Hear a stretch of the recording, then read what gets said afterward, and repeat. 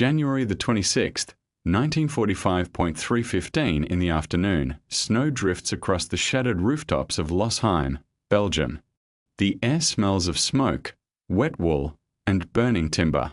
Machine gun fire cracks through the frozen streets, sharp and violent, echoing off stone walls. German voices shout from behind rubble. Boots crunch over ice. A tank engine growls somewhere beyond the houses. An American soldier runs forward alone. Bullets snap past his helmet. Brick dust explodes around his shoulders. He doesn't slow down. He grips a bazooka tube with numb hands, breath steaming in the bitter Ardennes air.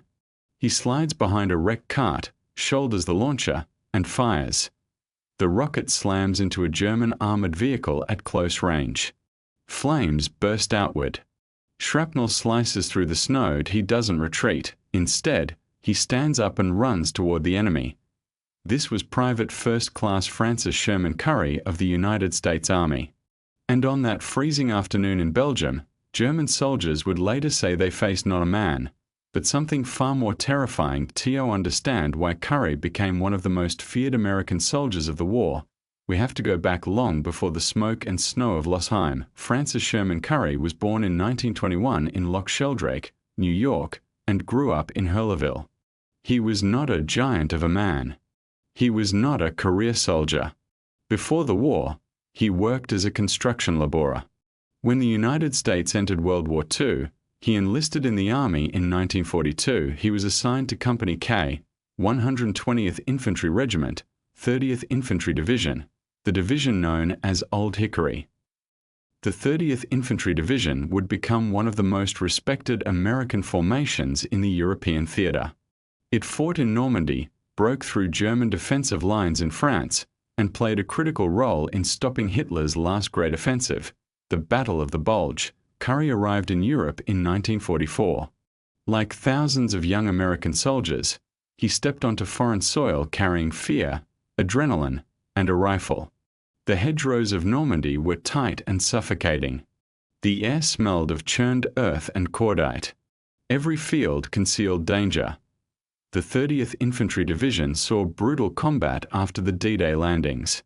They helped contain German forces around Mortain during Operation Luttich, stopping a desperate German counterattack aimed at cutting Allied supply lines.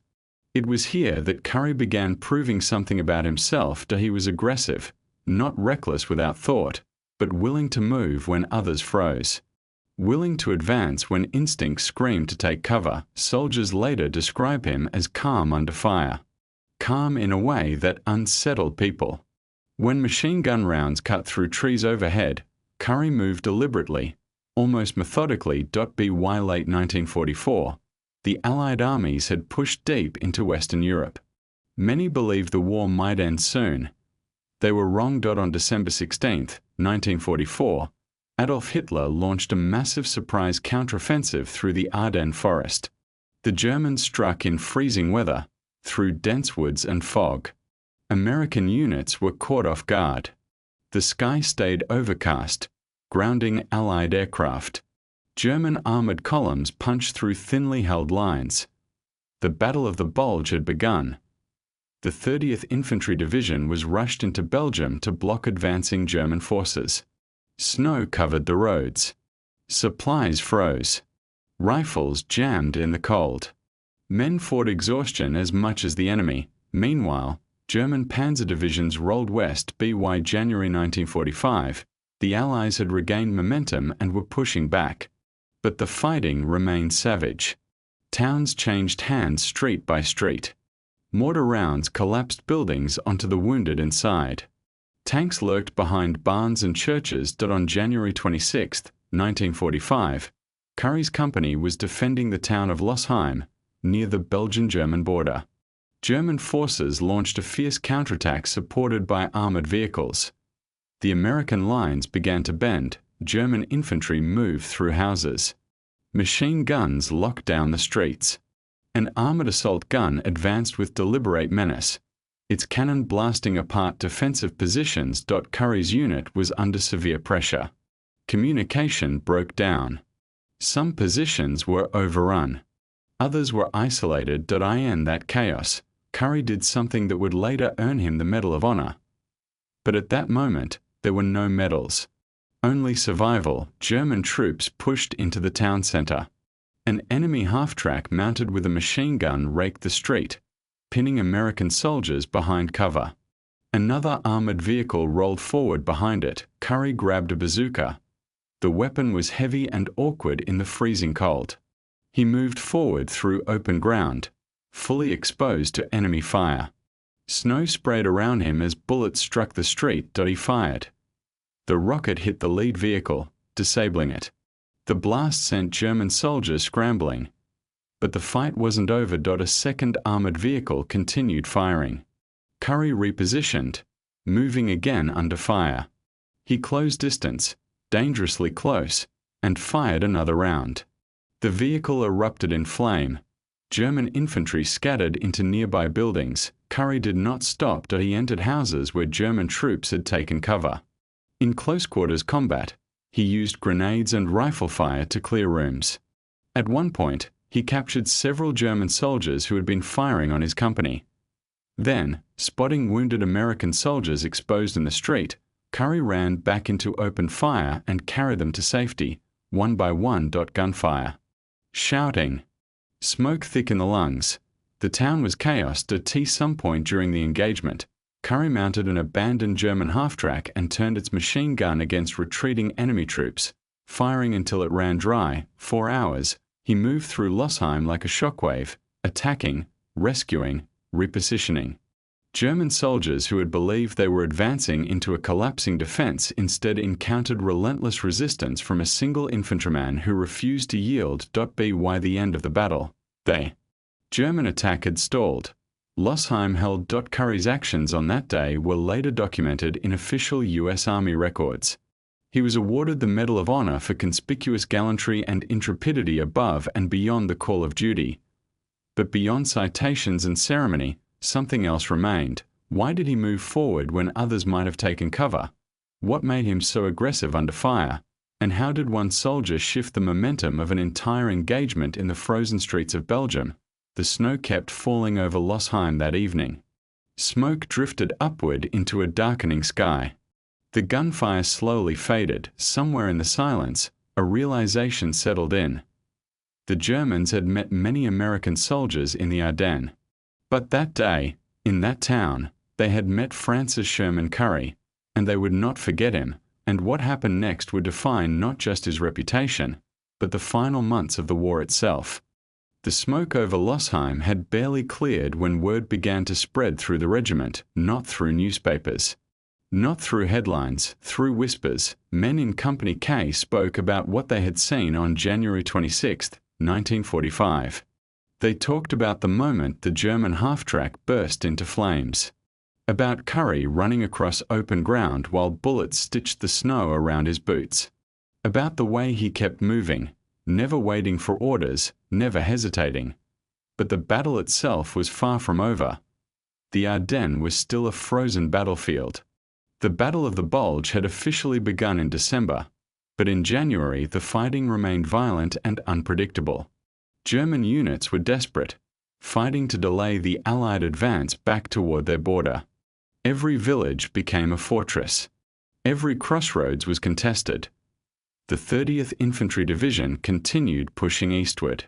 Currey stayed with Company K as they moved from one shattered town to another. Houses were blasted open by artillery. Church towers lay broken in the streets.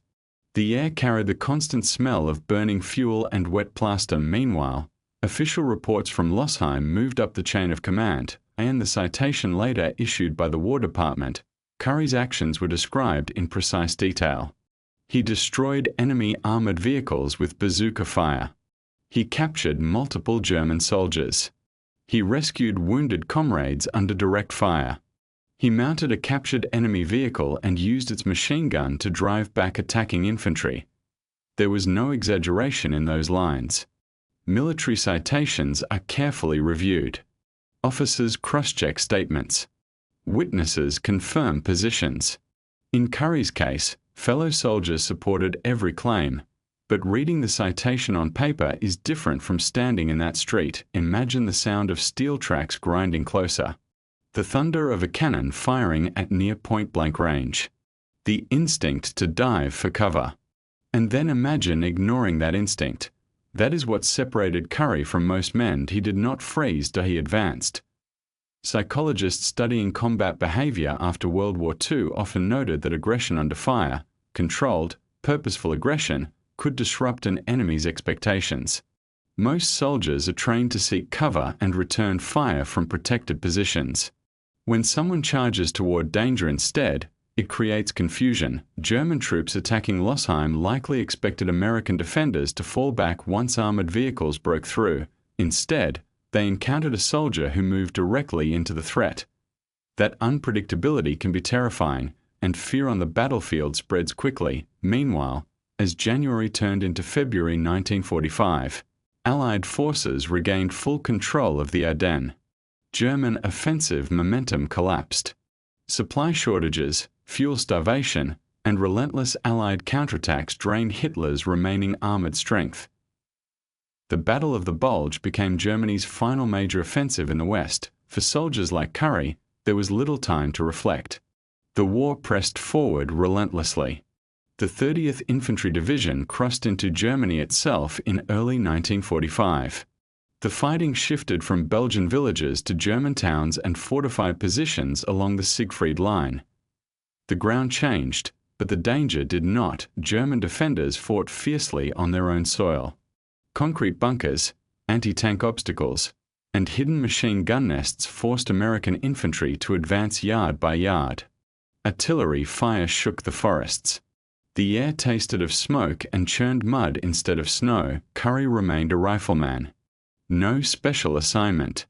No rear area duty, just another infantry soldier carrying his weapon forward. His Medal of Honor was approved in March 1945. On March 23, 1945, President Franklin D. Roosevelt personally presented the award to Francis Sherman Currey at the White House. Imagine that contrast point. 2 months earlier, he was crouched behind a shattered wall in Belgium, firing a bazooka at armored vehicles. Now he stood in Washington, D.C., wearing a neatly pressed uniform, as the President of the United States placed the nation's highest military decoration around his neck.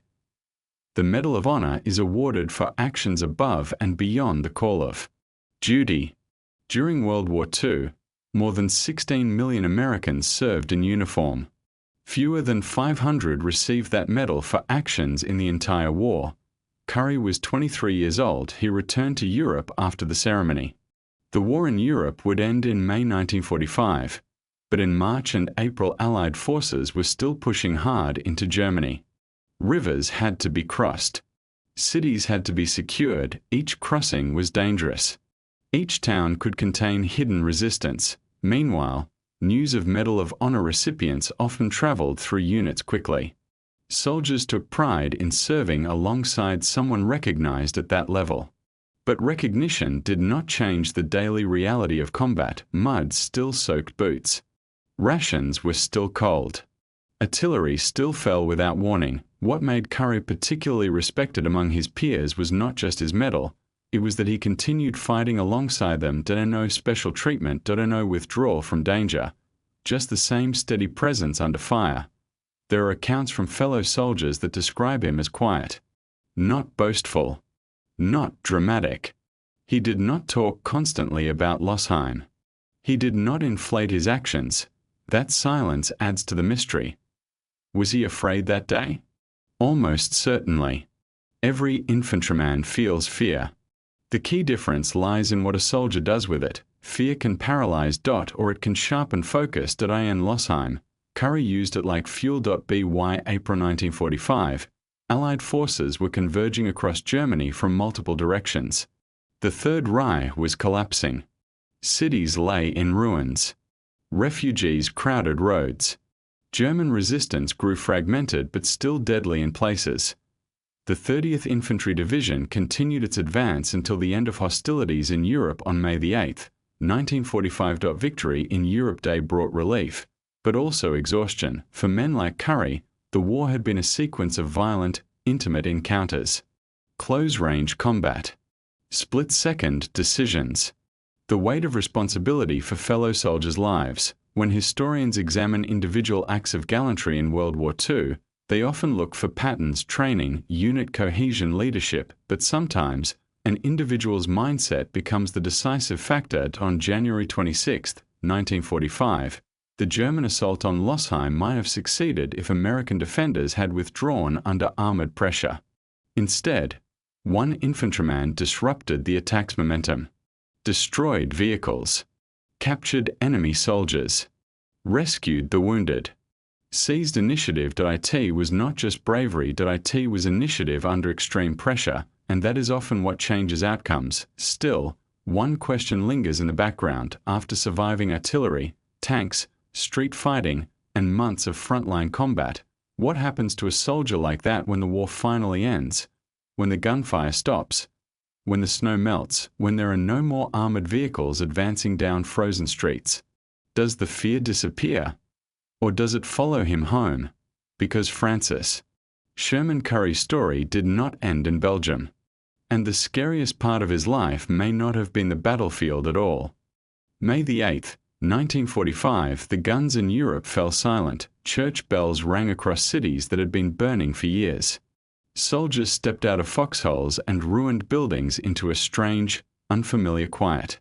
The smell of smoke still hung in the air, but the constant thunder of artillery was gone. For Francis Sherman Currey, the war was over. He had crossed France, fought in Belgium, entered Germany, and stood in the White House to receive the Medal of Honor from President Franklin D. Roosevelt. He had faced tanks at close range in Losheim and lived. Now came something entirely different. Home. Like millions of American veterans, Currey returned to civilian life. He left the uniform behind and stepped back into a country that had changed during the war. Factories were booming. Families were rebuilding. Streets were full of celebration. But the transition from combat to peace is rarely simple. There are no official army reports describing what goes through a soldier's mind when the shooting stops. No citation that explains how adrenaline fades. No medal that protects against memory. Currey did not seek fame. He did not tour endlessly as a public speaker or write dramatic memoirs. Instead, he chose a quiet path. He eventually worked for the Department of Veterans Affairs, helping fellow veterans navigate the system built to support them. There is something powerful in that detail. A man who had run toward machine gunfire in Belgium now spent his days helping other soldiers deal with paperwork, benefits, and the invisible aftermath of war. The battlefield had changed. The mission had not. Meanwhile, historians continued studying the Battle of the Bulge. They analyzed troop movements, armored thrusts, supply failures, and weather patterns. Maps filled with arrows and symbols attempted to explain the chaos of December 1944 and January 1945, but on those maps, there is no symbol for initiative. There is no marking for the moment when one infantryman steps out from behind cover and decides to act. Currey's actions in Losheim were not part of a grand strategic plan. They were immediate responses to immediate danger. German armored vehicles were advancing. American lines were under pressure. He saw what needed to be done, and did it. That kind of decision is deeply human. It cannot be manufactured by rank alone. It is born from training, yes. From discipline, yes. But also from something harder to define. Responsibility toward the men beside you. If Currey had stayed in cover that day, German vehicles might have broken deeper into the town. Casualties could have multiplied. The defense might have collapsed. Instead, momentum shifted, and momentum in battle is everything. Over the decades after the war, Currey rarely described himself as extraordinary. In interviews, he often credited his fellow soldiers. He spoke about teamwork, about circumstances, about simply doing what had to be done, yet the official record remains clear. On January 26, 1945, near Losheim, Belgium, he displayed conspicuous gallantry and intrepidity at the risk of his life above and beyond the call of duty. Those words are carefully chosen in military citations. They are not used lightly. As time passed, the generation that fought World War II grew older. Reunions became smaller. Photographs faded. Snow still fell over the Ardennes each winter, covering the same streets where armored vehicles once burned. Currey lived a long life. He passed away in 2009 at the age of 87. By then, the world had changed beyond recognition. Jet aircraft roared where propeller planes once flew. Digital screens replaced paper maps. Modern armies carried technology unimaginable in 1945, but the core question remains timeless. What makes someone move toward danger when every instinct says run? Modern military studies still examine battlefield behavior. They talk about cohesion, morale, leadership under fire. Yet the human factor, the split-second decision, remains central dot on that frozen afternoon in Losheim. Currey did not know he would receive the Medal of Honor. He did not know historians would record his name. He knew only that enemy armor was advancing and his fellow soldiers were in danger. He acted, and in doing so, he became, in the eyes of those German troops, something frightening, not because he was reckless, not because he was invincible, but because he refused to behave the way fear expects a man to behave. There is a psychological weight when facing an enemy who will not retreat. When rockets are fired from impossibly close range. When a single soldier appears again and again in the smoke, disrupting every push forward. That unpredictability creates doubt, and doubt spreads faster than gunfire. In the broader sweep of World War II, millions of acts of courage unfolded across continents. From the beaches of Normandy to the islands of the Pacific, ordinary individuals made extraordinary decisions. Currey's story stands as one of those moments, not because it changed the entire war alone, but because it reveals how wars are shaped, one street, one house, one decision at a time. Today, visitors can walk through the Ardennes in winter. They can stand in quiet Belgian towns and see little sign of what happened there more than 80 years ago. Snow still settles on rooftops. Wind still moves through narrow streets. It feels peaceful, but beneath that calm lies history, and the memory of a day when an American infantryman ran toward armored vehicles instead of away from them. The scariest soldier of World War II was not defined by size or rank, he was defined by choice, and maybe that is the enduring lesson. Technology changes. Weapons evolve. Armies modernize, but courage, the decision to step forward when others step back, remains the same. When we study World War II today, we often focus on strategy, politics, and massive troop movements. Yet sometimes the most powerful understanding comes from a single moment in a single town. A bazooka fired at close range. A wounded soldier carried through gunfire. An abandoned machine gun turned against its former owners. History remembers those moments because they remind us what individuals are capable of under pressure. And as long as we continue telling these stories, the streets of Losheim will never be completely silent. They will echo with a question that still challenges us when the moment comes, when fear is loud and the stakes are real. Which direction would we run? Thanks for watching this chapter of World War II. If you find this video helpful, please support us by liking and dropping a comment. Also, don't forget to subscribe to the channel to catch the next chapter of this series. Until then, take care.